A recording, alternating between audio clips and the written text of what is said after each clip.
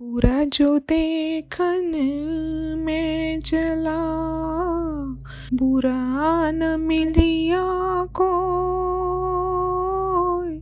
जो मन खो जा अपना, मुझसे बुरा न कोई कबीरा, मुझसे बुरा न कोई। कबीरदास जी कहते हैं कि इस संसार में मनुष्य की एक प्रवृत्ति है कि वह अन्य मनुष्यों में सदैव बुराई खोजता रहता है। उसे सर्वत्र बुराई ही बुराई दिख पड़ती है, परंतु वह स्वयं की खोजबीन कभी भी नहीं करता। यदि करे तो उसे ज्ञात हो कि उसके भीतर इतनी बुराइयां हैं जितनी शायद ही बाहर किसी में हो।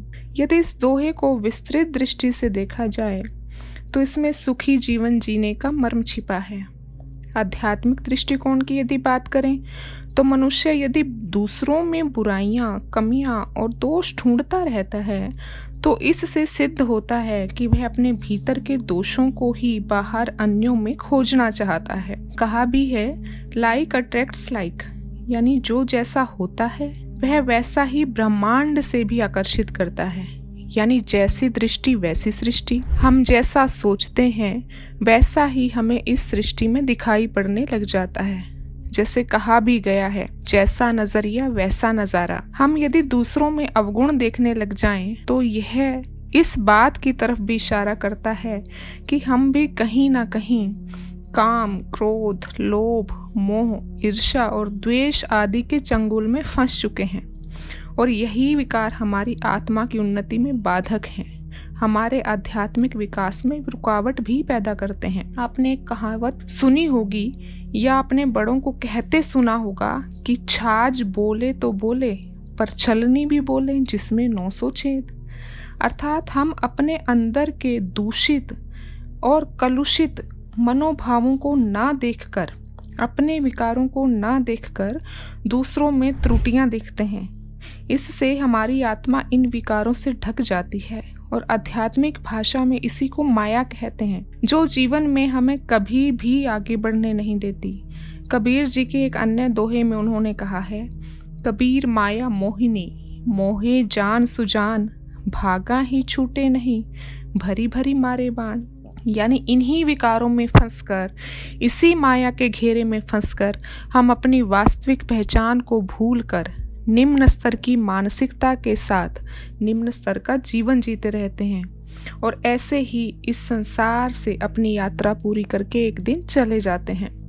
जिस उद्देश्य से इस जीवन में आए, मनुष्य का जन्म लिया, उसका हमें कभी भान भी नहीं हो पाता, क्योंकि आत्मा को तो दूषित मन रूपी पर्दे ने ढक रखा है और हम स्वयं से ही अनजान हैं, स्व को ही कभी जान नहीं पाते और यूं ही गफलत में जीते रहते हैं। किसी ने सही कहा है, जिए जा रहे हैं, जिए जा रहे हैं, सफर को खत्म हम, सफर को खत्म हम किए जा रहे हैं, जिए जा रहे हैं, जिए जा रहे हैं।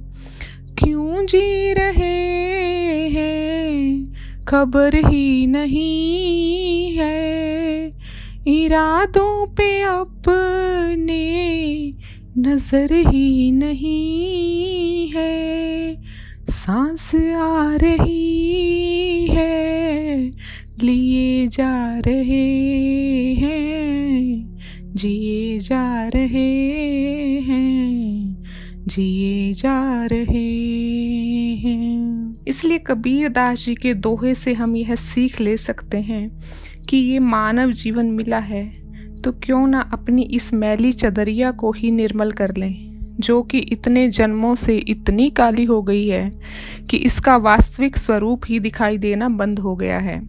और विश्वास कीजिए, प्रयास कभी निष्फल नहीं जाता।